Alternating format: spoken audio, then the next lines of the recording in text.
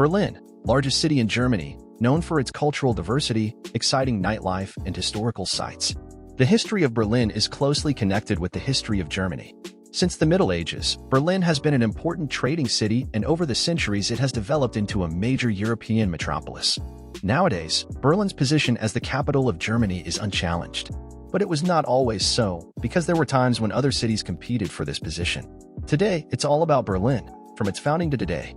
We look at the rise of the city throughout history and answer the question of why Berlin in particular is the capital of Germany.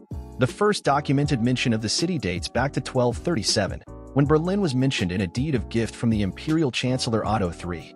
It originated from two medieval merchant settlements called Köln and Berlin, which were located in the area of today's Berlin-Mitte district. Both towns merged in the following centuries and Berlin became a small town with a few thousand inhabitants.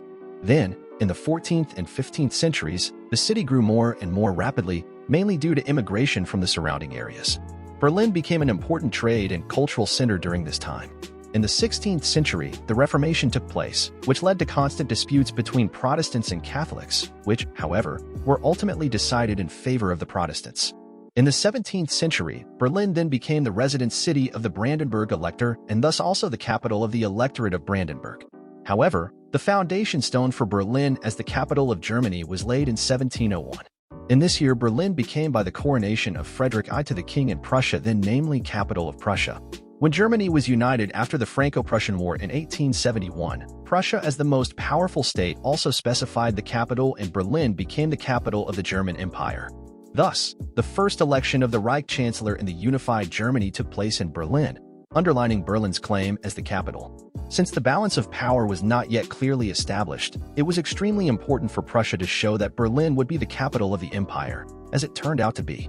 And with the rise of the German Empire as a world power, Berlin also became a world city. In the 19th century, Berlin was also marked by the industrialization boom and grew rapidly. At the same time, the foundations for modernity were laid here, with significant inventions in the fields of architecture, technology, and culture. Then, during World War II, Berlin became the capital of the Nazis, and the numerous air raids destroyed almost half of the city's buildings. After the Second World War, Berlin was divided into four sectors. Soviet troops occupied most of the city, US troops occupied the western part, British troops occupied the north, and French troops occupied the south. Each sector had its own regime and currency. The city became a symbol of the Cold War. But the division of Germany meant that Berlin was no longer an option as the capital of the Federal Republic. Frankfurt am Main and Bonn were therefore considered as alternative cities. Frankfurt in particular could well have taken Berlin's place as the future capital of a reunified Germany.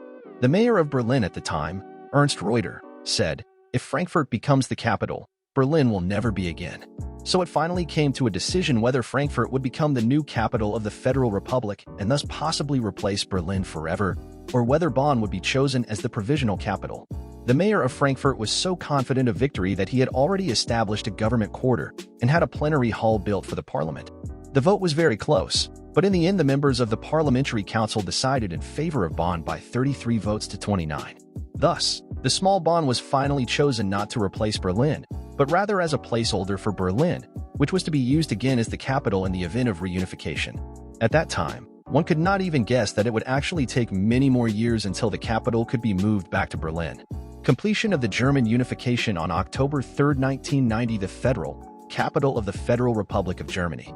Today, Berlin is not only the largest city in Germany and the entire European Union, but also one of the most important centers for politics, business, and culture in all of Europe.